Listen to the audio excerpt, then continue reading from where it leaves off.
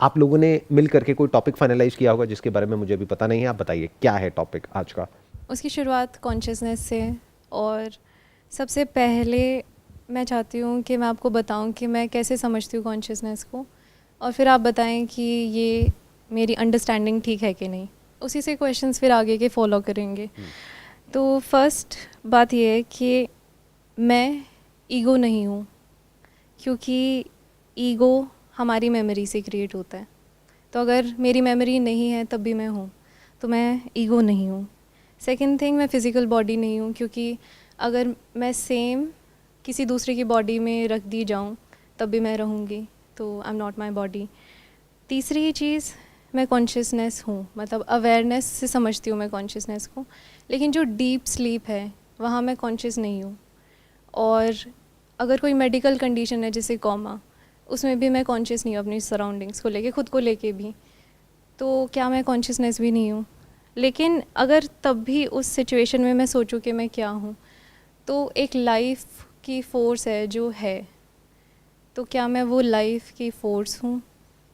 यहाँ तक सब मुझे क्लियर आता है समझ में। अब अगर हम बात करें कि जब मैं मर जाऊंगी तो वो लाइफ फोर्स भी नहीं रहेगी, लेकिन साइंस का ये लॉ है कि एनर्जी कभी भी डिस्ट्रॉय नहीं हो सकती, ना क्रिएट हो सकती। तो लाइफ फोर्स का क्या हुआ? मे बी मेरी डेड बॉडी को जो डिकम्पोज कर रही है नेचुरल फोर्स, मेरी बॉडी को ट्रांसफॉर्म कर रही है दूसरी बॉडीज़ में, जैसे कि वो सॉइल का हिस्सा बन रही है, जिससे कि फिर प्लांट्स बनेंगे, जिससे फ्रूट्स बनेंगे, उसे कोई खाएगा। मतलब एनर्जी इज़ देयर, लेकिन वो बस चेंज हो रही है। तो हम ये कह सकते हैं कि ये जो फोर्स है ये नेचुरल इंटेलिजेंस ही है। ये जो फोर्स है ये नेचर की फोर्स है, जो कि नेचर की इंटेलिजेंस है। ये इटर्नल भी है, क्योंकि ये हमेशा से थी, जब से कुदरत है, और हमेशा रहेगी। उसके बाद आप कहते हैं कि इससे मैनिफेस्ट करने के लिए एक फॉर्म की ज़रूरत होती है, इसीलिए हमारे पास ये बॉडी है, इसीलिए हर एक चीज़ की एक फ़िज़िकल फॉर्म होती है, लेकिन उसके अंदर वो नेचर की इंटेलिजेंस है जो उससे उसके नेचर के अकॉर्डिंग ट्रीट फंक्शन कराती है। तो ये मेरी अंडरस्टैंडिंग ठीक है। Your question is regarding who am I. हाँ प्लीज। आई थिंक इन्होंने जो कॉन्शियसनेस के बारे में बोला, थोड़ा माइक पास कर ये लीजिएगा। बहुत ज़्यादा सेंसेस से रिलेट कर रहे हैं कि if I not be there तो क्या होगा। सो कॉन्शियसनेस को अगर हम इन डीपर सेंस समझें तो वहाँ सेंसेस, इमोशंस, इसका कुछ लेना देना नहीं है। If I am not in my senses, consciousness still be there, it is inside me, it is still inside out, and it is eternal. तो उसका कुछ फॉर्म्स और उन सब से भी लेना देना नहीं है, I feel. So what you are saying is कि इन्होंने जो कहा वो कहा बॉडी के स्टैंड पॉइंट से, Yeah. But what you are saying is कि कॉन्शियसनेस का बॉडी से कोई डायरेक्ट कनेक्शन नहीं है। That's what you are saying.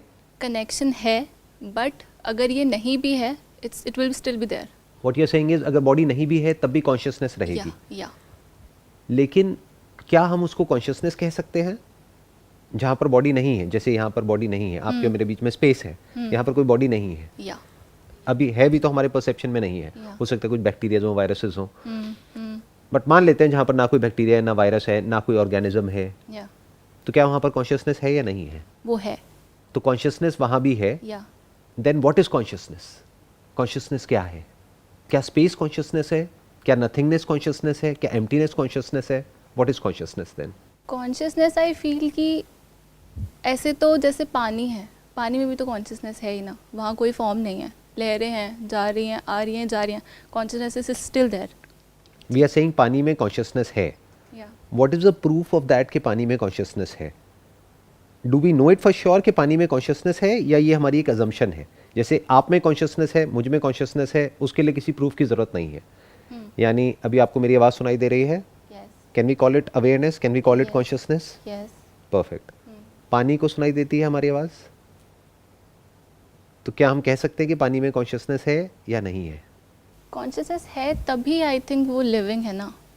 बिना कॉन्शियसनेस के how can there be anything? जब सब कुछ निकला ही वहीं से है, सब कुछ निकला ही वो 5 एलिमेंट से है, तो उसके बिना क्या वजूद है किसी भी चीज़ का? आपका क्या टेक है? सर आई फील कि the sense of perception is consciousness. जैसे आपने एक सेशन में कहा था कि अगर हम लोग एक लेवल को अटेन कर लेते हैं तो हम में और भगवान में कुछ ज़्यादा फ़र्क रह नहीं जाता है, कि हम फिर उस कॉन्शियसनेस में हैं कि हम अपनी बॉडी को भी छोड़ सकते हैं एक लेवल पे आके, और मतलब अपने कॉन्शियस बेसिस पे। और अगर हम वो नहीं भी चाहते हैं, और जैसे आपने कहा ये स्पेस में बैक्टीरियाज हमारे परसेप्शन में नहीं है। वैसे मैंने ऐसा कभी नहीं कहा कि हम अपने आप अपनी बॉडी को छोड़ सकते हैं, सर, ये वो कुछ थोड़ा और सा- लोग बोलते हैं, हाँ, मैंने ये- कभी नहीं बोला ऐसा कुछ भी। हाँ, वो मिक्स हो गया थोड़ा सा। मिक्स हो गया हाँ। थोड़ा सा। हाँ, तो बताइए। बस just the sense of perception, जैसे द वाटर और जो बैक्टीरियाज यहाँ पे हैं, अगर हम उनको सेंस नहीं कर पा रहे हैं, यानी कि वो हमारी कॉन्शियसनेस में नहीं है, मेरी अपनी पर्सनल कॉन्शियसनेस में नहीं है। और अगर आप उस चीज़ को देख पा रहे हैं with the sense of the glasses हैं, जो अलग जो ग्लासेस आते हैं, अगर उनसे आप देख पा रहे हैं तो वो आपकी कॉन्शियसनेस में है। Basic thing the sense of perception. What you are saying is perception is consciousness. तो अगर परसेप्शन किसी जानवर में या किसी इंसान में है तो वहाँ पर कॉन्शियसनेस है। पानी में परसेप्शन नहीं है, रिफ्लेक्शन तो है बट परसेप्शन नहीं है, क्योंकि वहाँ पे सेंसरी ऑर्गन्स नहीं है, जो हमारे 5 सेंसेस हैं वो नहीं है। तो what you are saying is पानी में कॉन्शियसनेस नहीं है। Yes. That's what you are saying. Yes. Perfect. Sir मुझे ये लगता है कि कॉन्शियसनेस के लिए एक बॉडी चाहिए, लेकिन हम जो कहते हैं कि हम कॉन्शियसनेस है, आई थिंक हम नेचर की वो इंटेलिजेंट फोर्स हैं। लेकिन कॉन्शियसनेस सिर्फ तब हो सकती है जब हमारे पास बॉडी है। तो नेचर की जो इंटेलिजेंट फोर्स है वो हवा में भी है, हमारे स्पेस में भी है, वो नेचर को फंक्शन करा रही है। वो इस फ्लोर पे भी है, इस चेयर पे भी है, हर चीज़ में है वो नेचर की इंटेलिजेंस। लेकिन for it to be consciousness उसके लिए एक बॉडी चाहिए, एक ब्रेन चाहिए। तो आप कह रहे हो कॉन्शियसनेस को एग्जिस्ट करने के लिए एक बॉडी चाहिए, बट जो नेचर की फोर्स है वो हर जगह पर है। बिकॉज आई Nature की- understand consciousness as awareness. In fact ये 2 अलग अलग वर्ड्स हैं जो लोग यूज़ करते हैं, consciousness, awareness, but it is one and the same thing. लोग क्या करते हैं, इसको भी कॉम्प्लिकेटेड बना देते हैं और इसके दोनों के अपने अलग अलग मतलब निकालने लग जाते हैं कि अच्छा अवेयरनेस ये होती है, कॉन्शियसनेस ये होती है। What do you mean by that? तो अभी तक ये क्लियर कट नहीं आया है कि what is consciousness. What you guys are saying कि कॉन्शियसनेस को एग्जिस्ट करने के लिए एक बॉडी चाहिए। जी। तो अगर कॉन्शियसनेस को एग्जिस्ट करने के लिए एक बॉडी चाहिए तो कॉन्शियसनेस हर जगह कैसे हुई? Consciousness is a point in space, it's not everywhere. That's what you are saying? Sir from my understanding consciousness is not everywhere. जो नेचर की इंटेलिजेंस है, वो जो एनर्जी है, intelligence, that is everywhere. What do you mean by nature की intelligence? Intelligence हम किसे कहते हैं? सबसे पहले इंटेलिजेंस को समझते हैं, फिर समझेंगे नेचर की इंटेलिजेंस क्या है। What is intelligence? सर जितना हम फैक्ट्स और मतलब फैक्ट्स और अपने हार्ड बेसिस पे जो भी चीज़ कंक्लूड कर पाते हैं, तो वो इंटेलिजेंस है। क्या फैक्ट्स के बेस पर, इंफॉर्मेशन के बेस पर कोई कंक्लूजन्स ड्रॉ होते हैं, उसके बेस पर एक्शन होता है? सर सेंसरी बेस हो गया वहाँ पे। जैसे अगर प्लांट्स है, अगर उनको सन दिखाई दे रहा है एक बॉक्स के अंदर, डार्क बॉक्स के अंदर, सो वो उसी साइड मूव करेगा, तो वो सेंसरी बेस हो गया उनका। तो क्या वो मूव कर रहा है या मूवमेंट अपने आप हो रही है? दोनों में बड़ा फर्क है। हो रही है। तो जो हो रहा है उसको हम इंटेलिजेंस बोल सकते हैं इन द लिटरल सेंस। जैसे हम इंटेलिजेंस को डिफाइन करते हैं, हम बोलते हैं ये इंसान इंटेलिजेंट है on the basis of what? On the basis of his और हर थॉट प्रोसेस, कि वो जिस डायरेक्शन में सोच पा रहा है, that is based upon facts, right. That is based upon the concept of right and wrong. तो क्या नेचर में कोई concept of right and wrong है? क्या कुछ सही और गलत है? क्या वो प्लांट अपने आप को मूव कर रहा है या वो अपने आप सब कुछ हो रहा है based upon cause and effect, the laws of this universe? Cause and effect. तो हम इंटेलिजेंस के कॉन्सेप्ट को बीच में क्यों घुसा रहे हैं? ये इंटेलिजेंस जो वर्ड आया है ये हम लोगों ने इन्वेंट किया है। अगर हम इसको एक बार को साइड में रख दें, इसको कोई क्वेश्चन नहीं कर सकता कि नेचर में लॉज हैं which can be observed, which can not be changed. We can Right. Act according to the laws और in violation to the laws, but there are laws in the universe. जैसे law of gravity है, ऐसे ही बहुत सारे laws हैं। अगर उन laws को हम समझ जाते हैं, उसके हिसाब से एक्ट करते हैं, तो उसको हम एक इंटेलिजेंट वे ऑफ लिविंग बोल सकते हैं। तो ये इंटेलिजेंस किस स्टैंड पॉइंट से आई? हम लोगों के स्टैंड पॉइंट से आई। नेचर में लॉज हैं, कोई बैठ करके ये सोच नहीं रहा है कि ये ऐसे होना चाहिए, वैसे होना चाहिए। जो होना होता है हो जाता है। It's like cause and effect. ये होता है तो वो होता है, वो होता है तो वो होता है, वो होता है तो वो होता है, बट सब कुछ एक दूसरे से जुड़ा हुआ है, इंटरकनेक्टेड है। ये भी हुआ ना, जैसे ये साउंड हुई, तो पूरा का पूरे यूनिवर्स में एक वाइब्रेशन दौड़ गई है, जिस वाइब्रेशन की वजह से और बहुत सारी वाइब्रेशंस कनेक्टेड है, उसको हम परसीव नहीं कर पा रहे हैं। कहीं भी कुछ भी होता है तो सब पे असर आता है, और जो सब पे असर आता है वो एक पे आता है। ये लॉ है यूनिवर्स का। So what you are saying is, क्या वो जो लॉज हैं वो कॉन्शियसनेस है? क्या वहां पर कोई कॉन्शियसनेस है, कोई परसेप्शन है? आई थिंक वो जो फोर्स है ना वही है जिसे आप कहते हैं वो हम है, जिसे आप साउंड ऑफ साइलेंस कहते हैं। नहीं, इसको थोड़ा सा समझना पड़ेगा।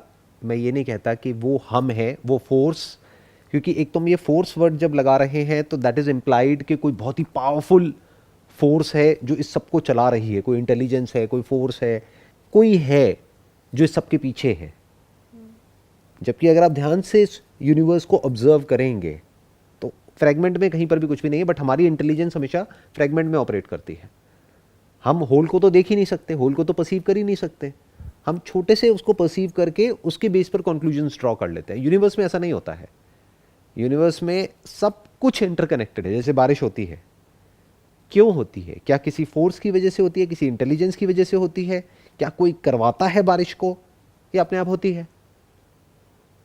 हीट की वजह से पानी अपने आप भाप बन जाता है। जब एक पॉइंट ऐसा आता है तो वो बादल अपने आप ही वहां से बारिश होने लग जाती है। सब कुछ अपने आप हो रहा है। पहले तो इस पॉइंट को अच्छे से समझ लेना है। अब आराम से समझते हैं कि इंपॉर्टेंट क्या है, कि ये यूनिवर्स क्या है, या ये एनर्जी क्या है, या ये फोर्स क्या है, या ये इंटेलिजेंस क्या है, या फिर मैं क्या हूं। What is more important to ask? मैं कौन हूं? तो अब ये मैं क्या है?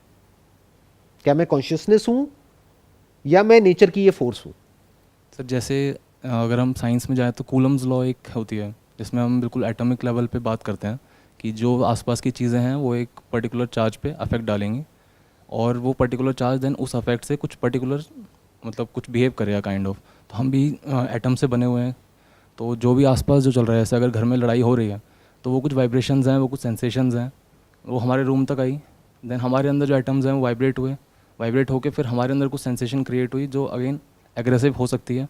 अगर हम उसको रोकने की कोशिश करते हैं कि ठीक है नहीं हमारा कोई मतलब नहीं है, हम अपने पढ़ाई पे ध्यान दे रहे हैं, कुछ और चीज़ चल रही है, तो वहाँ पे फिर वहाँ पे इंटेलिजेंस काम करती है हमारी कि हम उस एनर्जी को थोड़ा सा अपने अकॉर्डिंग मैनिफेस्ट कर रहे हैं जो चेंज हो गया। क्या ये जो अभी आपने कहा ये एक सुपरस्टिशन है, एक बिलीफ है, अंधविश्वास है, या ये फैक्ट है जो कि आपको पता है कि एग्जैक्टली इस तरीके से एक एनर्जी जनरेट होकर के आती है और वो एनर्जी हमारे ऊपर इस तरीके से असर डालती है, फिर हम उसके हिसाब से हम सोचते हैं कि हम ये करें या ना करें? क्या एनर्जी अपने आप में पॉजिटिव होती है या नेगेटिव होती है? नहीं, एनर्जी थिंक अबाउट इट। तो what do we mean by this energy, के यहाँ से एनर्जी आ रही है? जैसे बहुत लोग हैं उनको मैंने देखा है बहुत ही मिस्टिकल बातें करते हैं कि यहाँ की एनर्जी बहुत अच्छी है, यहाँ की वाइब्स बहुत अच्छी हैं। What do you mean by that? I don't get it. वो तो आप वहां पर गए हो और वहां जा करके ऐसा कुछ सोच रहे हो कि यहाँ पर वो होते थे, उनकी समाधि होती थी, तो यहाँ पर उनकी एनर्जी बहुत अच्छी है, यहाँ पे वाइब्रेशंस बहुत अच्छी है, बहुत अच्छा लग रहा है यहाँ पर आकर के। आई थिंक उस टाइम पे हमें ऐसा इसलिए लग रहा होता है क्योंकि हम वो इन्फॉर्मेशन के बेसिस पे हम वो फील करने लग जाते हैं, फिर हमको लगता है कि येस यहाँ पे पॉजिटिव एनर्जी है क्योंकि वो इन्फॉर्मेशन वैसी है। एग्जैक्टली। और अगर उस इन्फॉर्मेशन को चेंज कर दिया जाए तो क्या होगा? तो फीलिंग बदल जाएगी।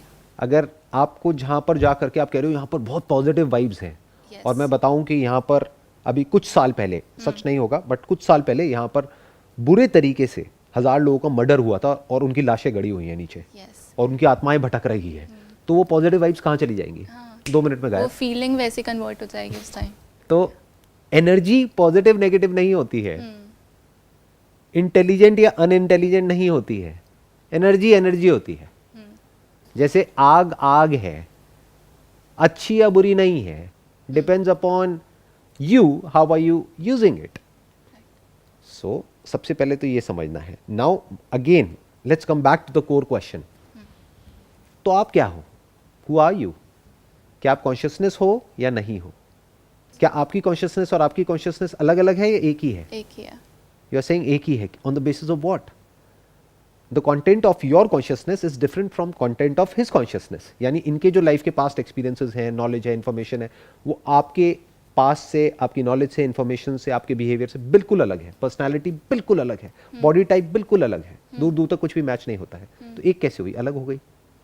तो ये सब कुछ तो हमारी मेमोरी और नॉलेज के बेसिस पे डिफरेंट है ना, बट हमारा जो ओरिजिन हुआ है वो तो सबका सेम ही हुआ है। तो इस हिसाब से तो हम और एक जानवर, हम भी सेम ही हैं from the consciousness standpoint? Yes. तो what do we mean by consciousness? Is the consciousness different from the content of consciousness? What is content of consciousness? Content of consciousness is memory, Yeah. number one. Yeah. दो ही है content of consciousness अगर हम ध्यान से समझे. एक है sensory perception. Yes. हमारे 5 senses के थ्रू हमको कुछ perceive होता है, Yes. कुछ दिखता है, कुछ सुनाई देता है, कुछ स्मेल Yes. होता है, कुछ Yes. टेस्ट होता है, कुछ टच होता है. Hmm. उसको हम बोल सकते हैं कंटेंट ऑफ कॉन्शियसनेस. Okay. अभी ये टच हुआ Hmm. तो ये सेंसेशन है. What is this? This is content of consciousness. Yeah. यहां अगर टच हुआ तो वहां आपको नहीं पता लग रहा ना, Hmm. तो यहीं Right. पता लगा. Right, this is one. एक है इसकी मेमोरी, एक है मेरी साउंड जो अभी आप सुन रहे हो, एक है इस साउंड की मेमोरी. 4 दिन बाद बैठ करके आपको याद आएगा कि अच्छा ये सुना था. So consciousness is different because at one point I don't have any memory. So that doesn't mean कि consciousness गायब हो गई, वहाँ से तो memory गायब हुई ना. तो हम एक स्टेप और आगे बढ़ गए, यानी कि consciousness can exist without the memory also. Yes, yes. इसका प्रूफ ये है कि बहुत लोग होते हैं जिनकी मेमोरी चली जाती है, लेकिन वो रहते हैं, Hmm. वो सुन सकते हैं, देख सकते हैं. Yes. तो consciousness can exist without the memory, Yes. But can consciousness exist without the perception? Yes. Yes. Yeah. गहरी नींद में होती है consciousness. By perception do you mean point of view? Perception के दो मतलब होते हैं. एक होता है way of looking at things, point of view. But when I am talking about perception from the spiritual stand point, तो परसेप्शन मतलब जो भी सेंसेस के थ्रू हमको परसीव होता है. परसीव मतलब दिखता है, सुनाई देता है. आप इसको इस तरीके से देख सकते हो कि ये सब इंस्ट्रूमेंट्स हैं, आंखें, कान, नाक. जब वो उसका कांटेक्ट इसके थ्रू, जब जो ऑब्जेक्ट ऑफ परसेप्शन है उसका कांटेक्ट होता है हमारी ब्रेन के साथ में, तो हमको कुछ पता लगता है. जैसे टच हुआ तो पता लगा ना, गरम ठंडा ये वो पता लगता है. नर्वस सिस्टम के थ्रू जा रहा है. अगर अभी एनेस्थीसिया दे दिया जाए यहाँ पे तो पता नहीं लगेगा. ये सब बायोलॉजिकल प्रोसेस के अंदर आता है. तो वहां से हमें कुछ पता लगता है, उसी को अवेयरनेस कहते हैं, उसी को कॉन्शियसनेस कहते हैं. कॉन्शियसनेस दो तरह की होती है. एक होती है consciousness of what is feeded in this brain, यानी कि मेमोरी. एक है कॉन्शियसनेस ऑफ परसेप्शन, यानी कि ये साउंड आपको सुनाई दी, is it from your memory? No. नहीं, बट इसकी इंटरप्रिटेशन आपकी मेमोरी से है. आप क्या कहोगे? मैं कहूंगा ये आवाज क्या है, आप कहोगे चुटकी की आवाज है. तो चुटकी वर्ड कहां से आया? मेमोरी से आया. तो इसके बारे में जो भी आप बोल रहे हो वो सब मेमोरी से है, बट जो सुनाई दे रहा है that is in consciousness. So now my question is, can consciousness exist without the perception? Yes. आप कह रहे हैं कॉन्शियसनेस बिना परसेप्शन के भी, बिना मेमोरी के एग्जिस्ट कर सकती है, इसमें कोई डाउट नहीं है. ये तो अभी प्रूव हो गया है. Okay, without perception it cannot exist. Without perception, consciousness cannot exist. Perception in the sense that if we are able to sense things, we are aware of things without comprehending, then it is consciousness. But in deep sleep, we are not sensing, we are not comprehending, then it's not consciousness. We are not Comprehension is something else, perception is something else. पहले दोनों में समझ लेते हैं फर्क क्या है. Comprehension मतलब कि जो आपको perceive हुआ, ये जो मेरी आवाज आप सुन रहे हैं, इसको आप कैसे समझ रहे हैं. मैंने समझा कि ये चुटकी की आवाज़ है. राइट. ये comprehension है, ये मेमोरी से हो रहा है. बट ये जो आवाज है चुटकी की, ये अगर अभी यहाँ पर कोई जानवर भी होता तो वो सुन करके एकदम से अलर्ट हो जाता. अब वो उसको कैसे परसीव करता है वो डिपेंड करता है कि उसका पास्ट एक्सपीरियंस क्या है उस साउंड से रिलेटेड. अगर इसके साथ में जुड़ा हुआ है कोई टॉर्चर उसके लिए, तो वो डर जाता कि पहले ये होता है फिर बाद में कुछ और होता है जो उसके लिए अच्छा नहीं है, तो वो डर के भाग जाता. बट अगर इसके बाद में उसको खाना मिलता है तो वो उसकी पूंछ हिलने लग जाती, वो एकदम खुश होकर के आ जाता. तो वो सब जो हो रहा है that is all comprehension based upon programming, based upon training, based upon practice. But जो परसेप्शन है दैट इज सेम, वो अलग थोड़ी है. आपको भी सुनाई देता है, मुझे भी सुनाई देता है, इनको भी सुनाई देता है. हाँ, जिस लेवल पे सुनाई दे रहा है वो अलग हो सकता है. किसको कितना सुनाई दे रहा है वो डिपेंड करता है कि आपके सेंसेस कितने अच्छे हैं, कितने बुरे हैं. जैसे मुझे बिना चश्मे के क्लियर नहीं दिखेगा, इतना पता लग जाता है कि हाँ कुछ लोग बैठे हैं, बट क्लियर नहीं दिखेगा. तो दिखता है that is perception and consciousness in awareness. But जैसा दिखता है, जो दिखता है, that depends upon the instrument. Basically, what you are saying कि without perception, there is no consciousness. Your question is this. I'm not saying that, I'm just asking, I'm just You're inquiring. asking, okay. Right. So if a person dies, ठीक है, अगर consciousness वहाँ ख़त्म हो जाएगी तो ऐसे ऐसे करते तो दुनिया भी ख़त्म हो सकती है. For example consciousness we believe animals में भी है और प्लांट्स में भी है. कभी एक पौधा जो एक जगह से हट गया है वहाँ पे अपने आप एक पौधा नया अपने आप से आ जाता है. नॉट दैट हमने वहाँ सीड डाला है कुछ भी किया, तो वहाँ पे कुछ तो था जो वो पौधा फिर से आया. अगर कोई फॉर्म नहीं है, इफ़ यू आर सेइंग अगर फॉर्म नहीं है तो कॉन्शियसनेस नहीं है, तो वो पौधा फिर से कैसे आया? क्या बिना बीज के, फॉर एग्जाम्पल आम का पेड़, क्या बिना आम के बीज के आम का पेड़ आ सकता है? समटाइम्स देर आर, कभी कभी जंगल में हम कभी कभी कुछ नहीं ग्रो कर रहे बट स्टिल वहाँ पे पौधा उग जाता है. हमारे घर में इनफैक्ट हमने कभी कुछ नहीं डाला होता बट वहाँ पे एक पौधा उगाता है. हमने ग्रो नहीं किया, लेकिन इसका मतलब ये तो नहीं ना कि वहाँ पे कोई सीड नहीं है. बिना सीड के, बिना कॉज के इफेक्ट कैसे हो सकता है? वो अलग बात है कि हमें पता नहीं है उसके बारे में. सर वहाँ पे नॉर्मली जैसे अगर कोई पेड़ है तो उसके कुछ फ्रूट्स गिरेंगे, वो फ्रूट्स बरीड हो चुके हैं डीपर लेवल पे, तो वही जब पेड़ हट जाएगा तो वही फिर रीग्रो कर जाते हैं. अब बात रही ग्रास की, तो वो वीड्स वो अलग उसमें आ जाता है, तो वहाँ पे उनका फिर से कुछ साइंटिफिक है, वहाँ पे उनको जो टेक्सचर चाहिए या जो भी उनकी जो रिक्वायरमेंट्स हैं वो फुलफिल होती हैं तो वो ग्रो करता है. बस सिंपल है. अदरवाइज एल्गेज हैं वो वैसे ग्रो बेसिकली करते कुछ हैं. कंडीशंस हैं, जैसी वो कंडीशंस कंड्यूसिव हो जाती है, एक पर्टिकुलर तरह का टेम्परेचर है, एक Right. पर्टिकुलर तरह का एनवायरनमेंट है, वाटर कंटेंट है, ऐसी कुछ चीज़ें हैं, जैसे ही वो होता है तो वो अपने आप मैनिफेस्ट हो जाता है, कोई करता नहीं है. बट अगेन देखो भी क्या गड़बड़ हो रही है. अब बार बार असली जो क्वेश्चन है वहाँ से भाग रहे हो. यही होता है स्पिरिचुअल इंक्वायरी में.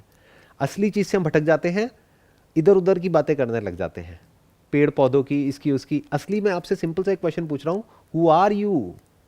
ये रियल स्पिरिचुअलिटी है, नॉट मेडिटेशन करना, ये करना, वो करना, या इधर उधर की बातें करना. तो वो जो चीज़ें अपने आप हो रही हैं वो कैसे हो रही हैं? अब फिर आप कहीं और चले गए, वो किसी साइंटिस्ट से जाकर के पूछो ना, वो बताएगा आपको कि क्यों हो रही है. अगर उसके कॉज एंड इफेक्ट को ट्रेस किया जा सकता है तो वो एग्जैक्ट आपको ये भी बता सकता है कि ये जो पेड़ है ये कितने साल पुराना है, ये कब पैदा हुआ, यानी इसका ओरिजिन कब हुआ, कैसे हुआ, उस वक्त क्या था, वो सब बता देंगे आपको. बट वो तो एक साइंटिस्ट का रोल है. वो तो जा करके किसी ऐसे इंसान से पूछो जो उस फील्ड में एक्सपर्ट है, वो आपको बता देगा. बट क्या वो इंपॉर्टेंट है कि वो पेड़ कब पैदा हुआ, या ये इंपॉर्टेंट है कि आप कब पैदा हुए, या आप पैदा हुए भी हो या नहीं हुए हो, क्या आप मरते हो? Sir, is perception dependent on body? It is. It is a fact. Perception ना? Is dependent on a body, ठीक not the body, a body, any body for that matter. तो जब हम सो रहे हैं उस वक्त हम कॉन्शियस नहीं है, मतलब परसेप्शन नहीं है. Do you agree? It is a fact. इसमें एग्री ना एग्री करने वाली कोई बात ही नहीं है. जब गहरी नींद में होते हो तो दो चीजें होती है, या तो सपना आता है या गहरी नींद होती है. जब सपना आता है, that is again consciousness of the memory which is stored in the brain. उसी के परमुटेशन एंड कॉम्बिनेशन से एक इमेजिनरी वर्ल्ड क्रिएट हो जाता है और वो हमें दिखने लग जाता है. Okay, this much is clear. उसके बाद even in deep sleep I exist. How can you say that? And what I are you referring to? That is what I'm asking. I'm there. Who is there? Something is there. What something are you talking You about? have to answer that. What is नहीं, there? why do I have to answer that? आप बोल रहे हो, मैंने तो नहीं बोला ये बात. आप कह रहे हो गहरी नींद में भी मैं होती हूँ. कौन सा मैं? मेमोरी या परसेप्शन? अगर मैं मेमोरी को भी हटा दूं और परसेप्शन को भी हटा दूं तो आप हो क्या? जब मैंने ऐसा सोचा था, तो जैसे मैंने आपको बिगनिंग में बताया, तो जो बच जाता है वो एक लाइफ की फोर्स होती है, जिसे हम कहते हैं मेरी जान. हमारी जान है उस वक्त, तो वो जो जान है वो फोर्स है. मे बी जान is not the right term, लेकिन वो एक फोर्स है ना. अब आप एक कहेंगे मिनट, अब फोर्स, आपने कहा फोर्स नहीं, मैं इसी को आगे बिल्ड करता हूँ. एक मिनट, अब आप सुनिएगा. आपने कहा फोर्स है. फॉर एग्जाम्पल कोई इंसान है, वो कोमा में चला जाता है 10 साल के लिए.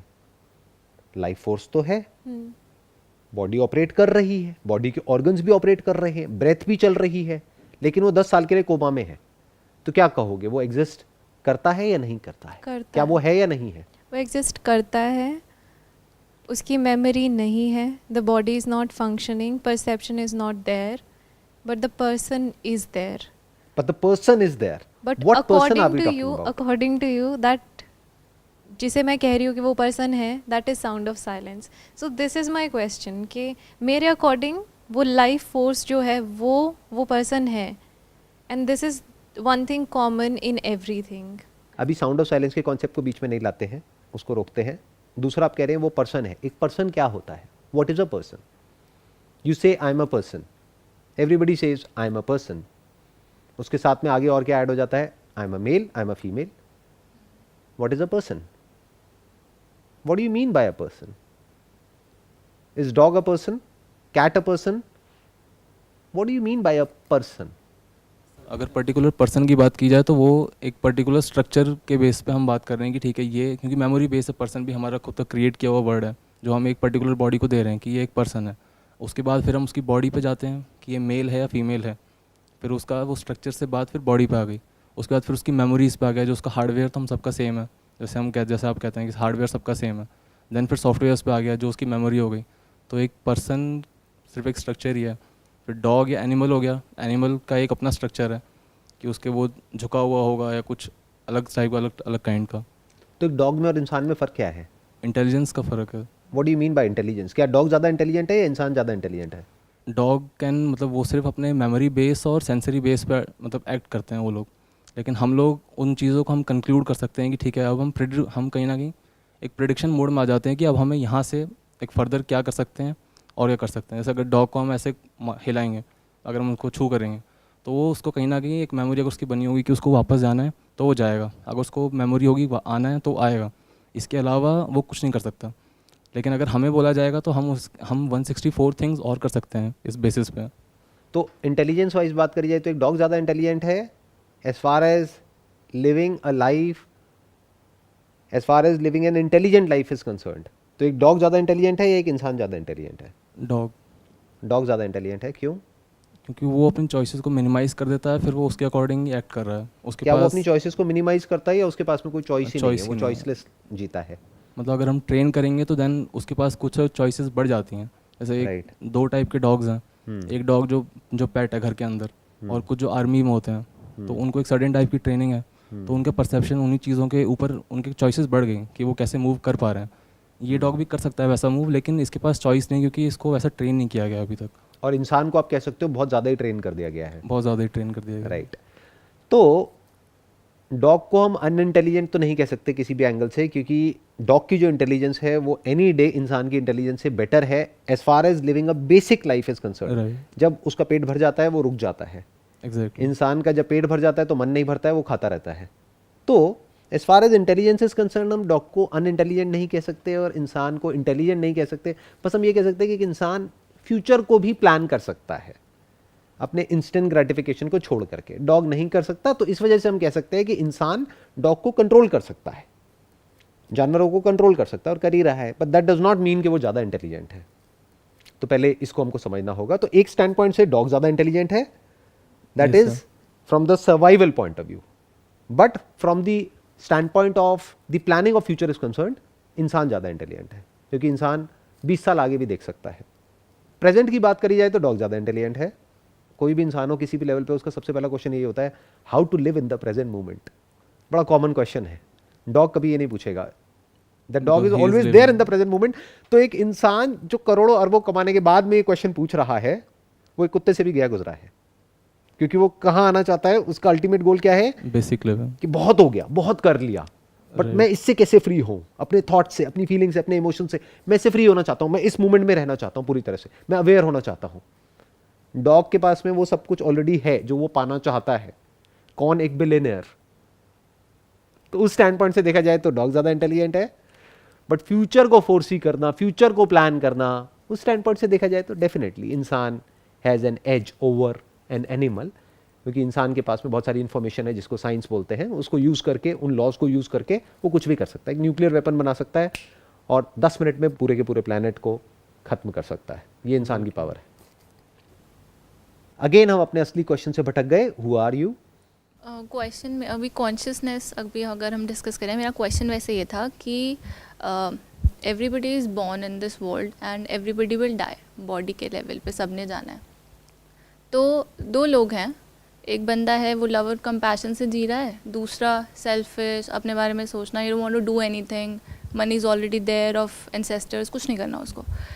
सो when everybody will die one day, और कोई हेल और हेवन का कॉन्सेप्ट नहीं है, कॉन्शियसनेस सबकी सेम ही रहने वाली है, तो जो एक अभी पर्सन सी है वो दोनों एग्जाम्पल्स को देख रहा है, तो why that person have to opt for love and compassion over that, why he have to make any difference in this world, why, क्यों मुझे प्रोडक्टिव होना है, वाई, मतलब मेरी इन्फॉर्मेशन के बेसिस पे मेरी हैप्पीनेस अभी ऐसे ही है, खाली बैठना, कुछ नहीं करना, I am happy this way, तो मैं ऐसे जी के चला जाता हूँ। वो लव कंपैशन सपोर्ट कर रहा है, इमोशनली हर किसी की हेल्प करना, he is living that way, so why do person C have to opt for मतलब वो पर्सन बी के रास्ते को क्यों चूज़ क्यों करना है, मतलब क्यों प्रोडक्टिव होना है, क्यों कोई डिफरेंस बनाना है इस दुनिया में। मैं नहीं बनाता कुछ, मैं नहीं करता, मैं ऐसे ही चला जाता हूँ। सो माई क्वेश्चन वॉज दैट। आपने जो क्वेश्चन पूछा है कि भाई ये करना ही क्यों है, तो बेसिकली अगर कोई कर रहा है, लव कर रहा है या कंपैशन कर रहा है, if it is an action, तो वो नकली है। क्या आप उसकी बात कर रहे हैं या एक्चुअल लव और कंपैशन की बात कर रहे हैं? एक्चुअल में तो वहां पे कोई चॉइस थोड़ी होती है। जैसे आंखें खुलती है तो दिख जाता है, कानों को तो खोलने की भी जरूरत नहीं है, कान खुले ही रहते हैं, सुनाई देता ही रहता है। But in your 20s and 30s you are experiencing both the lifes, मतलब बहुत सारे डिफरेंट एस्पेक्ट्स आप एक्सपीरियंस कर रहे होते हो, तो why do I have to opt some over the other? You don't have to opt it. That's what I'm saying. That becomes choiceless because जैसे ही हमको कुछ समझ आ जाता है तो वो choiceless हो जाता है। फॉर एग्जाम्पल, आपको पता है कि यहाँ पर आग जल रही है, आग में जाऊंगी तो जल जाऊंगी। Are you going to opt for not going in fire? क्या आप ऑप्ट कर रहे हो, आप चूज कर रहे हो कि मेरे को आग में नहीं जाना है? नहीं, वहां पे कोई चॉइस है? नहीं। तैरना नहीं आता है तो पानी में नहीं जा रहे हो, गहरे पानी में, क्या यहाँ पर कोई चॉइस है? नहीं। कोई चॉइस नहीं है, चॉइसलेस है, कोई ऑप्शन ही नहीं है ना। तो once the understanding is right based upon facts of who I am, कि मैं कौन हूं, जब ये समझ आ जाता है मैं कौन हूं, तो ये भी समझ आ जाता है कि आप कौन हो, ये कौन है, वो कौन है, ये यूनिवर्स क्या है, भगवान का कॉन्सेप्ट क्या है, डेथ क्या है, लाइफ क्या है। तो जब ये सब समझ आ जाता है तो एक्शन चॉइसलेस हो जाता है। उस एक्शन को आप लव और कंपैशन चाहे तो बोल सकते हो। बट अगर मैं ये समझूं ही नहीं, तो कोई दिक्कत नहीं है। कोई दिक्कत नहीं समझते 99.99%, क्या जरूरत है समझने की? हाँ, उसमें नुकसान भी खुद ही का है। नहीं, उसमें क्या नुकसान क्या है और फायदा क्या है? नहीं नहीं, ये हम थोड़ा गलत समझ रहे हैं। नंबर वन तो ये समझो कि ये समझने का कोई खास फायदा नहीं है। हो सकता है नुकसान हो, नुकसान हो सकता है उस इंसान का अगर वो जरूरत से ज्यादा लव और कंपैशन शो कर। में जीने लग जाए, क्योंकि there is a strong possibility लोग उसका फायदा उठा लेंगे। लेकिन ये भी तो गलत रास्ता है ना कि हम एक्सट्रीम में जाए, बैलेंस में भी हर एक चीज़ को ये सही और गलत को छोड़ना पड़ेगा अगर एक्चुअल में हमको एक रियल स्पिरिचुअल इंक्वायरी करनी है। तो देखो, ये कहना कि लव और कंपैशन का रास्ता अच्छा है या बुरा है, दैट इज नॉट इम्पॉर्टेंट। ये मैं करूं या ना करूं, that is not important. All I am saying is ये जानना इंपॉर्टेंट है या नहीं है कि आप हो कौन। Forget about love and compassion. हो सकता है उसके बाद में ये सब जो बातें हैं, लव एंड कंपैशन, ये सिर्फ बातें हैं जो आपके माइंड में एक इमेज बनी हुई है कि जब मैं खुद को जान जाऊंगी तो मेरे अंदर बहुत लव आ जाएगा, कंपैशन आ जाएगा। हो सकता है ऐसा कुछ भी ना हो, उसके बाद भी आप बैठ करके वही मुर्गे खा रहे हो कहीं पर आराम से। तो आप क्यों नहीं बता रहे कि डीप स्लीपिंग क्या होता है? मैं क्यों नहीं बता रहा कि डीप स्लीप में क्या होता है? क्योंकि मुझे खुद नहीं पता है कि डीप स्लीप में क्या होता है। आपको पता है कि डीप स्लीप में क्या होता है? सर, ये आपका क्लेम है कि हम होते हैं डीप स्लीप में। मैंने कब कहा कि हम आपने होते कहा हैं कि हम deep sleep साउंड ऑफ में? साइलेंस हैं और साउंड ऑफ साइलेंस होती है स्लीप में भी, और जो वो तो परमानेंट मेरी स्लीप होती है understanding उसमें भी। वो मेरी अंडरस्टैंडिंग हाँ, है। तो अंडरस्टैंडिंग कैसे है? So what you are asking is कि डीप स्लीप में क्या होता है, या जब परसेप्शन भी नहीं होती है तब क्या होता है? क्योंकि ये दो अलग अलग चीजें नहीं है। परसेप्शन नहीं है उस वक्त।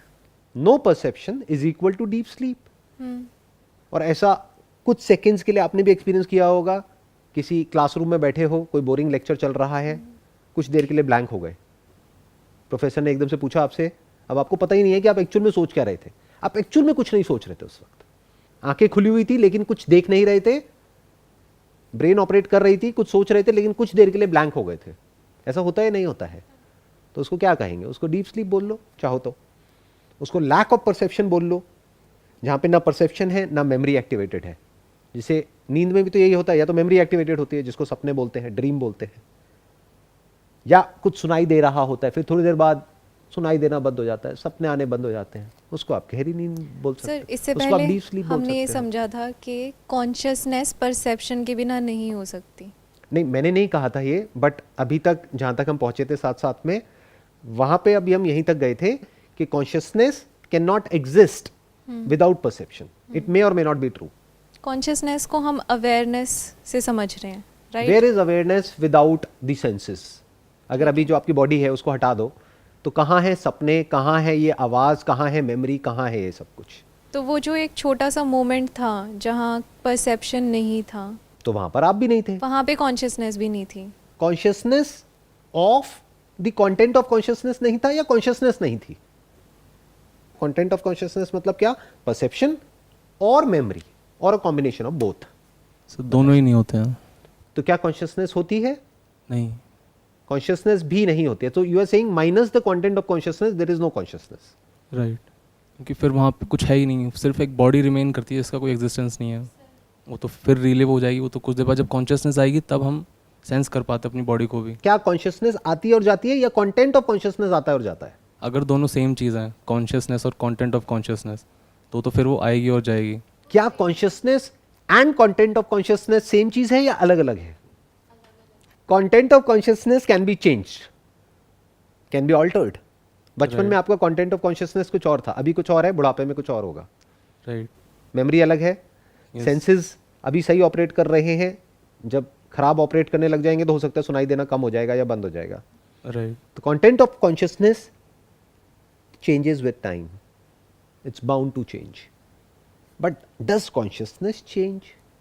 इट कैन बी मॉड्यूलेटेड, मतलब जैसे अगर सपोज किसी को थोड़ी सी सुई चुबा के दर्द हो रहा है, दर्द तो हो रहा है, लेकिन अगर वो कुछ चीज़ कुछ हद तक अगर पेन को सहन कर रहा है, तो अपनी कॉन्शियसनेस को वो मतलब होल्ड करके रख रहा है उस जगह पे। क्या वो कॉन्शियसनेस को होल्ड करके रख रहा है, या वो अपनी विल पावर से पेन जो हो रहा है उसको बियर कर रहा है, विल पावर से पेन बियर कर रहा है। या फिर उसको एनेस्थीसिया दे दिया गया है हाँ, और उसको पेन ही नहीं हो रहा है, पेन की परसेप्शन ही नहीं हो रही है, there is no consciousness of pain for that matter. तो फिर वहाँ पे कॉन्शियसनेस भी नहीं होगी उस पर्टिकुलर एरिया में। अब देखना, ध्यान से समझना, there is difference between content of consciousness and consciousness. यानी अगर आपके इस हाथ की सर्जरी चल रही है, इसको सुन कर दिया गया है, आप देख पा रहे हो हाथ की सर्जरी हो रही है, लेकिन आपको दर्द नहीं हो रहा है, पर देख तो पा रहे हो ना, तो कॉन्शियसनेस तो है, किसी और sense of but content of consciousness can be changed, altered, modified by changing the body. That is in the realm of science, but is consciousness in the realm of science? That is a big question. कोई इंसान है, वो दिन दूर नहीं है जब उसकी मेमोरी तक को रिप्लेस किया जा सकता है। इस पर बहुत तरह की रिसर्चेस चल रही है कि मान लो कोई ट्रॉमा हुआ है किसी इंसान को बचपन में, तो अब उसी पर्टिकुलर मेमोरी को जाकर के अगर इरेज कर दिया जाए तो वो ट्रॉमा भी गया, आने वाले टाइम में हो जाएगा। तो क्या बदला? क्या कॉन्शियसनेस बदली है? Content of consciousness. Content of consciousness change हो गया है। आज किसी की आंखें नहीं है, कल आंखें इम्प्लांट हो गई तो उसको दिखने लग गया। एक होती है परसेप्शन। परसेप्शन है हमारी एबिलिटी टू सेंस। वो परसेप्शन इसलिए क्योंकि हमारे पास बॉडी है, वो हमें अलाउ करती है परसीव करना, राइट? जो कुछ हम परसीव कर रहे हैं वो पूरा data he content of consciousness है। परफेक्ट। जब हम ये कहते हैं कि मैं अपनी बॉडी नहीं हूँ और बॉडी से ही परसेप्शन है, तो जब बॉडी नहीं है तो कॉन्शियसनेस है, लेकिन कॉन्शियसनेस को कुछ सेंस करने के लिए परसेप्शन चाहिए। क्या कॉन्शियसनेस और परसेप्शन एक ही चीज़ है? अब इसको थोड़ा आराम से स्टेप बाय स्टेप समझते हैं। आप लोगों ने मेरा वो सेशन देखा हुआ है, 3 साइंस ऑफ ट्रू लव वाला? यस। देखा हुआ है? आपने देखा हुआ है? हाँ। मैं एक बार छोटा सा पॉइंट एक्सप्लेन करता हूँ आप लोगों को। अर्थ के बीच में और सन के बीच में लाइट है, लेकिन लाइट दिखती नहीं है। जब वो लाइट मून से टकराती है तो रिफ्लेक्ट करती है, तब हम उसको लाइट कहते हैं। तो आप लाइट किसको कह रहे हो, ये अपने आप से क्वेश्चन पूछो। अगर इस सवाल का आप जवाब दे पाओगे कि लाइट क्या है, तो आपको ये भी समझ आ जाएगा कि कॉन्शियसनेस क्या है। लाइट मतलब क्या? जो सन से ट्रैवल हो करके मून तक पहुंच रही है वो लाइट है, या जब मून से कांटेक्ट होता है तब वो लाइट दिखती है वो लाइट है? बीच में तो डार्कनेस है, सन के बीच में और मून के बीच में डार्कनेस है, रात को डार्कनेस होती है ना, तो क्या वहां पर लाइट है या नहीं है? क्योंकि मून में तो अपनी कोई लाइट ही नहीं है। लेकिन फॉर इट टू अपीयर उसे दिखने के लिए एक सरफेस चाहिए जो कि मून प्रोवाइड कर रहा है। लाइट को दिखने के लिए एक सरफेस चाहिए जो कि मून प्रोवाइड कर रहा है। So my question is, light आप किसको कह रहे हो? हम इज form को- reflection of light the light, और when light is not reflecting, even then light is light? Even then light is light. Even then light is light. तो Yeah. आप कह रहे हो डार्कनेस भी लाइट है? यस, हमें वहाँ परसीव नहीं हो रहा, बट एक्चुअल में तो वो है। But how do we know कि एक्चुअल में वहां पर है जब परसीव ही नहीं हो रहा? तो रिफ्लेक्ट होके क्या आ रहा है? अगर हम पूरा साइंस के उससे अगर हम देखें तो एक्चुअल में फिर मून से होके आ क्या रहा है?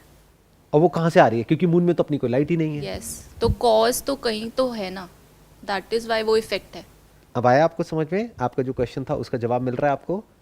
देखो, जिसको आप कॉन्शियसनेस कहते हो, that is the content of consciousness, contact between the object of senses and consciousness. Object of senses मतलब क्या? ये साउंड ऑब्जेक्ट ऑफ सेंसेस हो गया, और इसकी मेमोरी पड़ी हुई है, जो दिख रहा है that is object of senses, right? तो जिसको आप कॉन्शियसनेस बोलते हो, या जिसको डॉक्टर्स कॉन्शियसनेस बोलते हैं, या साइंटिस्ट कॉन्शियसनेस बोलते हैं, या समझते हैं, that is kind of the reflection of consciousness. जैसे अभी हमने बात करी मून के केस में, रिफ्लेक्शन ऑफ लाइट। जब कांटेक्ट होता है किसी सेंसरी ऑब्जेक्ट का, जो हमारी ब्रेन में कांटेक्ट होता है, the contact of the content of consciousness and consciousness, उसको लोग कॉन्शियसनेस समझ लेते हैं। और लोगों को यह लगता है कि कॉन्शियसनेस बदलती है। कॉन्शियसनेस नहीं बदलती है। इसका प्रूफ यह है कि आप किसी 60 साल के आदमी से जाकर के पूछो कि पूरी दुनिया को लगता है कि आप बूढ़े हो गए हो, क्या आपको लगता है कि आप बूढ़े हो गए हो? वो कहेगा नहीं। उसको छोड़ो, अपनी बात करो। अभी आप लोगों की एज क्या होगी? 20-25 साल। क्या आपको लगता है कि आप 25 साल के हो गए हो? ऐसा नहीं लगता कि अभी कल ही की तो बात है, मैं 14-15 साल का था या थी?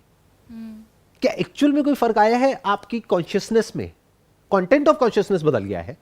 बचपन में जो अच्छा लगता था आज अच्छा नहीं लगता है, शक्ल बदल गई है। पहले बचपन में सुंदर लगते थे, अब और सुंदर लगते हो। एनी हाउ, तो ये जवाब मिल रहा है आपको, कॉन्शियसनेस नहीं बदलती है। अब इस बात को सुनने के दो तरीके हो सकते हैं। एक, आप थियोरेटिकली इस बात को सुनो, एक है देख लो अभी के अभी मेरे साथ साथ में। Can you see that? जैसा मैं अभी फील कर रही हूँ वैसा ही मैं बचपन में करती थी।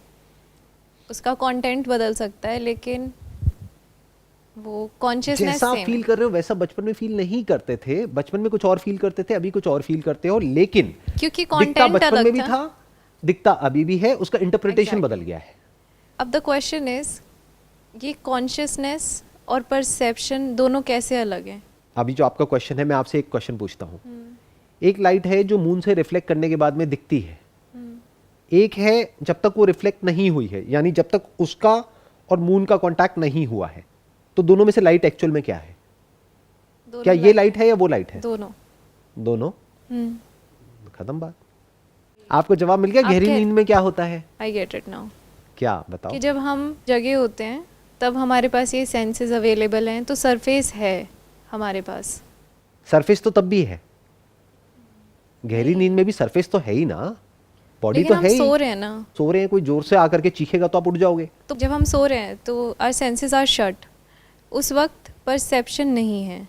क्यों नहीं है perception? Now what is perception? Perception मतलब जो हम सेंस कर रहे हैं। जो हम सेंस कर रहे हैं। कान तो खुले हुए हैं, फिर गहरी नींद में आवाज क्यों नहीं आती है? परसेप्शन कैसे चलता है? वो अपने आप में एक बहुत बड़ा टॉपिक है, अभी हम वहां नहीं जाएंगे। बट मोटा मोटा मैं आपको बताता हूँ, that works on desire and fear. जब आपके अंदर कुछ चाह होती है तब परसेप्शन होता है, या कोई डर होता है तब परसेप्शन होता है। बाकी सब जगह पे ब्लाइंड स्पॉट होता है। इस कमरे में इतना कुछ है जो आप सोच भी नहीं सकते। आपकी परसेप्शन में क्या है? वही जिससे रिलेटेड आपके अंदर डिजायर है या फियर है।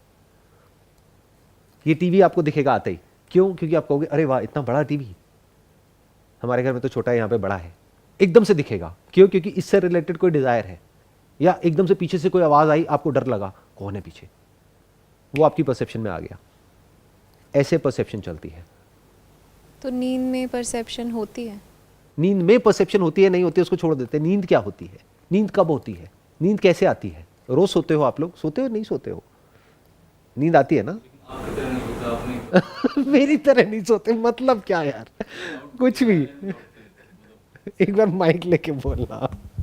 सर लेकिन आपकी तरह नहीं सोते हैं। जैसे जो आपने एक बताया था कि अगर एक विदाउट डिज़ायर विदाउट फियर वाली जो स्लीप होती है तो उसमें ड्रीम्स भी नहीं आते हैं कहीं ना कहीं, क्योंकि वो फिर डीप स्लीप पे हम एकदम से पहुंच जाते हैं। लेकिन अगर हम अपने आप को देखें तो हमें 1 घंटा तो सोने में लगता है प्रॉपरली, फिर कब नींद आती है ये नहीं पता, फिर सपने आते हैं और फिर अचानक से आपको कैसे पता कि जो मैं बोलता हूँ वो सच बोलता हूँ या झूठ बोलता हूँ? या हो सकता है मैं किसी और स्टैंड पॉइंट से कुछ और बोल रहा हूँ, उसको आप कुछ और ही समझ रहे हो अपने स्टैंड पॉइंट से, अपने बेनिफिट के लिए, या अपनी इमेजिनेशंस के बेस पे, अपनी कहानियों के बेस पे, जो भी आपके माइंड में नैरेटिव घूम रहा है रिगार्डिंग स्पिरिचुअलिटी। हो सकता है मैं कुछ और कह रहा हूँ।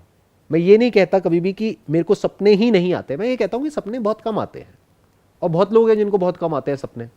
उसमें कोई नई बात नहीं है, मतलब कोई बहुत बड़ी बात नहीं है। तो उसको हम इंपॉर्टेंस दे देते हैं, ऐसी बातों को पकड़ लेते हैं। क्यों? क्योंकि सुन के बड़ा मज़ा आता है कि अच्छा मेरी भी लाइफ में एक दिन ऐसा आएगा जब मैं ना जैसी बेड पे जाऊंगा एकदम से नींद आ जाएगी। अरे ऐसा नहीं होता है, कई बार मुझे भी नींद नहीं आती है, कई बार सपने आते हैं, कई बार मैं कुछ ऐसी वेब सीरीज़ देख लेता हूँ, कुछ इतनी वैसी हॉरर मूवीज़ देख लेता हूँ कि उसके बाद में कई बार डरावने सपने भी आते हैं। क्योंकि गार्बेज इन गार्बेज आउट, आप चाहे चाहो या ना चाहो, जिस तरह की इन्फॉर्मेशन आपके अंदर फीड करी जाएगी उससे रिलेटेड माइंड में मेमोरी प्ले होने लग जाएगी, उससे रिलेटेड डिजायर्स और फियर्स मैनिफेस्ट होने लग जाएंगे। एनी हाउ, तो वो अभी हम कहीं और निकल जाएंगे। कॉन्शियसनेस का आपको आंसर मिल गया? अभी तक नहीं मिला। एक माइक देना जरा इनको। सर एक मैं अगर हाँ। मैं कंक्लूड करना चाहूँ बताइए। तो अगर सन मून को हटा देते हैं कि वहाँ पे थोड़ा सा ज़्यादा टेक्निकल हो जाएगा, अगर यहाँ पे आते हैं, जैसे आप अगर फ़ोन करेंगे किसी को तो एनर्जी है, लेकिन आप उस एनर्जी का आप एक पर्टिकुलर फ्रीक्वेंसी यूज़ कर रहे हैं जो हमें दिखाई नहीं दे रही है। और जब वो सेंस ऑफ परसेप्शन उनके फ़ोन पे आता है तो उनको रियलाइज़ होता है कि ठीक है फ़ोन आ रहा है, तो आप दोनों बात कर पाएंगे। वो परसेप्शन है दोनों के पास, लेकिन बीच में जो भी है वो हमें दिखाई नहीं दे रहा कहीं ना कहीं। तो उसके लिए एंटीना चाहिए और रिसीवर्स चाहिए, ट्रांसमीटर चाहिए। तो जो एनर्जी है, जो एनर्जी ऑल ओवर है, उसको अगर हम कॉन्शियसनेस माने तो उसका एक पर्टिकुलर एरिया जो हम सेंस ऑफ परसेप्शन को कह रहे हैं, सेंस ऑफ परसेप्शन या सेंसरी ऑर्गन्स हो गए, मेमोरी हो गई, वो पर्टिकुलर फ्रीक्वेंसीज़ हैं जो कनेक्ट हो रही हैं किसी और को जाके, जब वो कनेक्ट कर रहे हैं। तो ऐसा कुछ इसको आप ऐसे भी बोल सकते हो, नहीं तो ऐसे भी बोल सकते हो, consciousness is the underlying reality. क्योंकि कुछ भी कॉन्शियसनेस के बाहर नहीं है ना। कॉन्शियसनेस के बाहर आप क्या कहोगे कि ये है या नहीं है, ये पार्टिकल है या ये वेव है। फॉर एग्जाम्पल, यहाँ पर एक चेयर दिख रही है जिस पे मैं अभी बैठा हुआ हूँ, इसको आप किसी और साइंटिफिक इंस्ट्रूमेंट से देखोगे तो यहाँ पर आपको कोई चेयर नज़र ही नहीं आएगी। यहाँ पे आपको कुछ फ्रीक्वेंसीज नज़र आएंगी। आप कहोगे लेकिन फिर यहाँ पर ये इंसान बैठा कैसे है अगर यहाँ कुछ है ही नहीं तो एक्चुअल में क्या ये चेयर है या नहीं है, that depends upon perception. Perception depends upon the instrument through which we are perceiving. X-ray machine से देखोगे तो कुछ और है, आंखों से देखोगे तो कुछ और है, चमगादड़ की आंखों से देखोगे तो कुछ और है, इंसान की आंखों से देखोगे तो कुछ और है। इसलिए कहते हैं यथा दृष्टि तथा सृष्टि, यानी जिस नज़र से आप इस दुनिया को देखते हो, जिस इंस्ट्रूमेंट से देखते हो, ये दुनिया आपके लिए वैसी ही है। अब सवाल ये उठता है कि जब हम नहीं देखते हैं, जब परसेप्शन नहीं होती है, तब क्या होता है? कि अगर इस चेयर को हम ना एक्सरे मशीन से देखें ना आंखों से देखें तो क्या ये चेयर है या नहीं है? है, चेयर है। चेयर है, लेकिन अगर हम नहीं देख रहे हैं तो उसका मतलब ये नहीं है कि वो नहीं है वहाँ पे। अगर मैं यहाँ कर लूँ तो फिर क्या वो चेयर है? नहीं, चेयर नहीं है, फिर वो मतलब एक वो क्या है? पर्टिकुलर स्ट्रक्चर फॉर मतलब एटम्स और जिससे जो बना है एक काइंड ऑफ। एक मछली जो पानी में है उसके लिए पानी क्या है, और हम बाहर से देख रहे हैं उसके लिए पानी क्या है? दोनों में फर्क है ना। हो सकता है मछली से जाकर के आप कहो कि भाई पानी कैसा है, वो कहेगी पानी क्या होता है। तो अब आपको ये समझना है, जो मैं एक स्टेप और आगे बढ़ रहा हूं वो ये कि minus consciousness, can you talk about existence? Does existence has any meaning? Minus perception, what do we mean by this universe or this world or life or whatever it is? ये सब कहाँ एग्जिस्ट कर रहा है? सब कुछ consciousness में ही तो है, अवेयरनेस में ही तो है। उसके बाहर कहीं भी कुछ भी नहीं है। उसका होना या ना होना बराबर है। जैसे लाइट का होना या ना होना बराबर है बिना मून के। सेम विद द कोमा, जिसको है उसका होना ना होना बराबर है। एग्जैक्टली। कोमा में अगर कोई इंसान है तो उसका होना या ना होना बराबर है। Same goes with deep sleep. अगर same in deep sleep also, आपका होना या ना होना बराबर है। ना ये कह सकते हैं कि आप हो, ना ये कह सकते हैं कि आप नहीं हो। तो आप कब होते हो? जब परसेप्शन होती है। तो आपका होना परसेप्शन पे टिका है, लेकिन आप परसेप्शन पे नहीं टिके हो। तो you are beyond even perception. जैसे light is beyond even light, even in darkness light exist. इसीलिए इस यूनिवर्स में ऐसा एक सब्सटेंस ढूंढना पड़ेगा जो पास्ट में लोगों ने ढूंढा, जिसके बारे में मैं बात करता हूं, जो अभी थोड़ी देर पहले आप बोल रहे थे, साउंड ऑफ साइलेंस। यानी there has to be some material, some reality which is always there everywhere irrespective of time and space. That has to be consciousness. Sir ऐसा एक मटेरियल वैसे किसी ने प्रपोज किया था, उसका नाम ईथर बोला गया था। तो अगर वो हटा दें तो फिर वो वही साउंड ऑफ साइलेंस है। Ether is space, sky. This is one of the 5 elements. इसको भी पंचभूत में से एक भूत बोलते हैं। इसको भी भूत बोला गया है। भूत मतलब वो जो नहीं है, दिखता है लेकिन है नहीं। स्पेस का कॉन्सेप्ट कब आता है? जब कोई इंस्ट्रूमेंट होता है। तो कुछ ऐसा होना चाहिए जिसका इंस्ट्रूमेंट से भी कोई लेना देना नहीं है। बिना इंस्ट्रूमेंट के स्पेस कहां है? जैसा इंस्ट्रूमेंट वैसी स्पेस। टेलीस्कोप से देखोगे तो स्पेस अलग है, माइक्रोस्कोप से देखोगे तो स्पेस अलग है। तो even space is one of the 5 elements, but consciousness is not one of the 5 elements. It is the 5 elements. That space is in consciousness. Now, what is consciousness? Consciousness never changes. तो if there is a substance जो exist करता है, जो अभी science के दायरे में नहीं है, बट अगर आपकी परसेप्शन में, आप में से कितनों को साउंड ऑफ साइलेंस आप परसीव कर चुके हो? आपको भी। उसको क्या कहोगे? उसको साउंड कहोगे, साइलेंस कहोगे? क्या वो दो चीज़ों के टकराने से हो रही है? इसको तो साउंड कह सकते हो, उसको साउंड कहते हैं, उसको साउंड कहोगे। एनीहाउ, अभी वहाँ नहीं जाते। सर, मुझे एक बात पूछनी है। आपने कहा कि बिना परसेप्शन के आप नहीं हैं। जिसको भी आप मैं कहते हो वो मैं नहीं ईगो है। नहीं है। ओके। और वो ईगो ही आप हो। ईगो मतलब क्या है? एक झूठ But then you कि say मैं, ये कि- पर्सन, ये सब, it is just for the name sec, just for convenience purpose. ठीक है, this क्योंकि much आपको I एक नाम get. देना पड़ेगा ना, तभी तो बात हो पाएगी, तभी तो आपस में ट्रांजेक्शन हो पाएगी। वरना बात ही नहीं कर सकते। सब मैं हो गया तो बात कैसे करेंगे? बकरी बन जाएंगे सारे के सारे।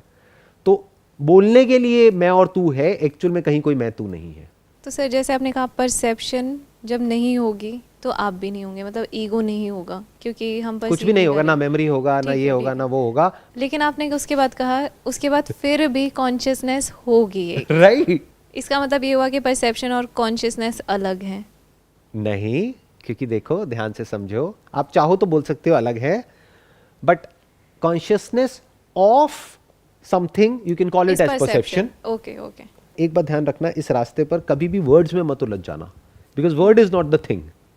आप बिल्कुल ऐसा कह रहे हो कि भाई लाइट जो मून से रिफ्लेक्ट हो रही है वो अलग है, जब बारिश होती है तो एक रेनबो बनता है, वो लाइट अलग है, उसमें तो रंग है, वो वाइट लाइट है, वो कलरफुल लाइट है, और एक लाइट वो है जो मून और सन के बीच में जो दिख ही नहीं रही है।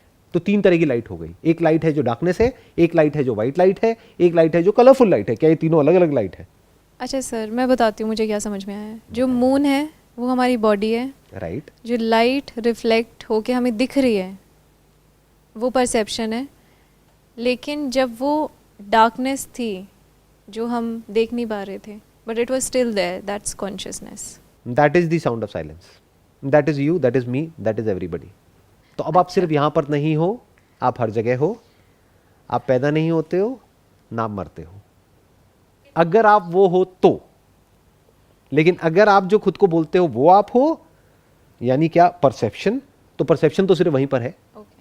आपकी परसेप्शन अलग है, मेरी अलग है। इससे मेरा अगला सवाल ये है कि क्योंकि हम कॉन्शियसनेस को इट्स बियॉन्ड परसेप्शन, फिर भी हम मान रहे हैं कि ये है, तो इसे भी तो हम परसेप्शन के थ्रू ही समझ रहे हैं ना, तो ये ब्लाइंड फेथ नहीं है?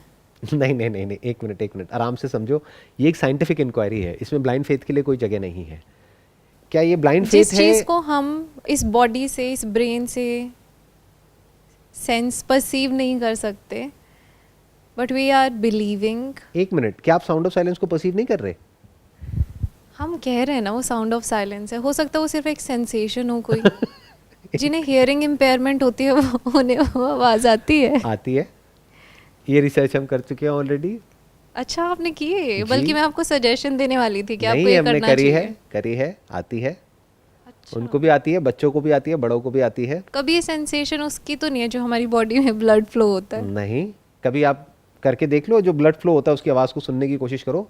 हो सकता है आपके पास कोई एक्स्ट्राऑर्डिनरी पावर्स हों कि आप अपने ब्लड के फ्लो होने की आवाज़ को सुन पा रहे हो, मैं क्योंकि तो नहीं जब सुन हम पाता। अपने कान बंद करते हैं तो मे बी वो अंदर जो सब चल रहा है उसकी सेंसेशन होती है वो। क्या इतना आपको नहीं पता कि एक सेंसेशन की आवाज़ कैसी होती है, या ये ब्रेथ आ रही है जा रही है इसकी आवाज़ कैसी है, ब्लड की आवाज़ कैसी है, पानी के बहने की आवाज़ कैसी होती है? एक सेंसेशन की अगर आवाज़ है, बहुत सटल लेवल पे आप चले जाएंगे तो उसकी भी अपनी एक वाइब्रेशन है, तो वो कैसी होती है, वो आती है जाती है। और ये साउंड ऑफ साइलेंस क्या है, क्या इतना नहीं देख सकते? इसीलिए मैं इसके बारे में बात नहीं करता हूँ। क्यों? क्योंकि जब इसके बारे में बात करता हूँ तो होता क्या है कि मैं कुछ बोलता हूँ तो you will start asking me questions, जबकि वो मेरे लिए इंपॉर्टेंट नहीं है, आपके लिए इंपॉर्टेंट है ये जानना कि साउंड ऑफ साइलेंस क्या है। उससे भी इंपॉर्टेंट क्या है कि आप क्या हो। देखिए, अगर आप साउंड ऑफ साइलेंस हो तो आप अभी में फ्री हो, आपको फ्री होना नहीं है, आपको कुछ करना नहीं है, आप वो हो, topic closed, the end of spirituality. अब क्या करो, जाकर के अपने काम करो, जो भी आपका काम है, जॉब है, पढ़ाई है, बिजनेस है, व्हाटएवर, वो करो। बट इसको समझना भी तो इम्पोर्टेंट है ना, ऐसे सिर्फ तो- ऐसे नहीं सोच सकते ना तो कि ओके कैसे समझोगे और कब समझोगे? समझना है तो अभी समझ लो, जिसको समझना है वो 1 मिनट में समझ लेगा, जिसको नहीं समझना उसके लिए 100 साल भी कम है। ये तो आपके ऊपर है कि अगर आप समझना चाहते हो तो अभी समझ लो। देखो, साउंड ऑफ साइलेंस आपके एक्सपीरियंस में है, राइट? राइट। कॉन्शियसनेस, ये आपका एक्सपीरियंस बोल रहा है, मैं नहीं बोल रहा हूं कि कॉन्शियसनेस नहीं बदलती है, कंटेंट ऑफ कॉन्शियसनेस बदलता है। आंखें अभी आपकी हैं, मान लो उसको चेंज कर दिया जाए तो कुछ और हो जाएगा, तो कंटेंट ऑफ कॉन्शियसनेस बदला ना। कॉन्शियसनेस तो वहीं की वहीं है। जो इंसान कोमा में चला गया उससे पहले भी कॉन्शियसनेस थी, कोमा से वापस आने के बाद भी कॉन्शियसनेस है, तो कॉन्शियसनेस थोड़ी ना बदली, डिवाइस बदल गया है या फिर कंटेंट ऑफ कॉन्शियसनेस बदल गया है। जगह चेंज कर दो, कंटेंट ऑफ कॉन्शियसनेस चेंज हो जाता है। आज आप शहर में रह रहे हो, कल गांव में रहने लग जाओ, कुछ और दिखने लग जाएगा। जब कुछ और दिखेगा तो कोई और मेमोरीज आएंगी।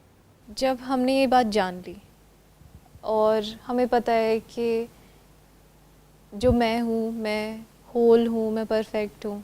Don't use the word perfect, because perfect implies कि कुछ परफेक्शन वहां पर एग्जिस्ट नहीं, करती है, कुछ मतलब करने को बाकी रह जाएगा। उसे Whole कुछ is a अचीव better नहीं word. करना है ना, उसे कभी करना था। WHOLE, whole is a हाँ, better हाँ, word. ठीक है, You are the whole. हाँ। वो होल है। अब ये वाली नॉलेज कैसे हेल्प करती है हमें अपने मटेरियल एग्जिस्टेंस में एक अच्छे स्टेट में होने में? इसकी वजह से आपके अंदर एक ठहराव आ जाता है, बस, इससे ज़्यादा कुछ नहीं होता है। मतलब डीप, बहुत गहराई में अंदर कहीं पर एक छोटा सा ठहराव आ जाता है। ऊपर सरफेस लेवल पे कुछ भी नहीं बदलता है। आप औरों के जैसे दिखते हो, औरों के जैसे ही कपड़े पहनते हो, औरों के जैसे ही बोलते हो, औरों के जैसे ही आपके अंदर प्लस माइनस है, अच्छाइयाँ बुराइयाँ हैं, लाइक डिसलाइक है, पसंद नापसंद है, आप अच्छे भी हो बुरे भी हो, आपके अंदर लव भी है, हेटरेड भी है। ये मत समझना अपनी इमेजिनेशंस के बेस पे कि अब आप पता नहीं क्या बन जाते हो, ऐसा कुछ नहीं है। हम उस स्टेज को स्थित प्रज्ञा बोल सकते हैं। आप चाहो तो बोल सकते हो, बट प्रज्ञा का पहले मतलब समझ लेना क्या है। इसका मतलब लोग अपना बना लेते हैं। स्थित प्रज्ञा का मतलब ये होता है, प्रज्ञा मतलब ज्ञान, प्रज्ञ, ज्ञ मतलब ज्ञान, पर ज्ञान, पर मतलब सुप्रीम ज्ञान। तो जब सुप्रीम ज्ञान में आप स्थित हो जाते हो कि उसके आगे और पूछने को, इंक्वायर करने को, समझने को कुछ भी नहीं रह जाता है, जो रियलिटी जैसी होती है आपके सामने होती है। तो जब क्वेश्चन कर करके सारी लेयर्स को हटा करके आप एक ऐसी जगह पे पहुंच जाते हो जहां पे आगे कुछ होता ही नहीं है, तो उसको आप स्थित प्रज्ञा बोल सकते हो कि आपकी जो नॉलेज है वो स्टेबल हो गई है, that is now rooted in the reality. अब उसके आगे और कुछ नहीं है, क्योंकि जहां बिलीफ है वहां पर ज्ञान स्थित नहीं हो सकता है। यानी नॉलेज चेंज होती रहती है। आज आप किसी को मानते हो, कल किसी और को मानने लग जाते हो। आज आपका एक बिलीफ है, कल कोई और बिलीफ है, बट रियलिटी में कुछ नहीं बदलता है। तो क्या तभी इस परमार्थिक ज्ञान को इनडिस्क्राइबेबल कहा गया है? That you can not describe it at that Exactly, stage? it cannot be described because there is a reason for it, क्योंकि ये खुद ही समझना पड़ता है इंक्वायर करके। It can not be described because इसमें डिस्क्राइब करने की कोशिश करी जा सकती है, जो सारे स्क्रिप्चर्स ने करी है, जो भी मैं कोशिश कर रहा हूँ, बट उसको डिस्क्राइब नहीं किया जा सकता है। बिकॉज प्रॉब्लम क्या है कि मैं जो भी बोल रहा हूँ आप उसको सुनोगे, समझोगे, अपने पास्ट एक्सपीरियंस के बेस पे। आप एज इट इज़ नहीं सुनोगे, एज इट इज़ सुनोगे तो काम खत्म हो गया है। अब कहीं जाने की ज़रूरत नहीं है, कुछ करने की ज़रूरत नहीं है, कोई स्पिरिचुअलिटी की ज़रूरत नहीं है, कोई मेडिटेशन की ज़रूरत नहीं है, कुछ करने की ज़रूरत नहीं है, ना कुछ ना करने की ज़रूरत है, जो जैसे चल रहा है सब बढ़िया है। तो अभी तक जो भी हमने डिस्कस किया है आज पूरे इस सेशन में, उसको अगर हम सम अप करें तो वो ये है कि जो कॉन्शियसनेस है वो सिर्फ यहाँ पर नहीं है, वहाँ पर नहीं है, अभी है अभी नहीं है, ऐसा नहीं है। कॉन्शियसनेस हर जगह है। इनफैक्ट ये जो जगह का कॉन्सेप्ट है ये भी कॉन्शियसनेस में ही है, जैसा कि अभी थोड़ी देर पहले हमने समझा। The concept of space, the concept of time, chronological time as well as psychological time, ये सब किस में है? कॉन्शियसनेस में। तो सबका सेंटर पॉइंट क्या है? कॉन्शियसनेस। कॉन्शियसनेस क्या है? मैं हूं। तो I am not the content of consciousness, I am consciousness. And if I am consciousness, I am there everywhere, in everyone, in everything. I was, I am and I will be. बस इतना सा समझना है। अगर इतना हम समझ लेते हैं तो माइंड में एक ठहराव आ जाता है। उसके बाद में जो हमको करना है अपनी लाइफ में सर्वाइवल के लिए या कंफर्टेबल सर्वाइवल के लिए, वो तो करना ही है, उसका इससे कोई लेना देना नहीं है, कोई कनेक्शन नहीं है। Wish you all the best. It was pleasure talking to all of you.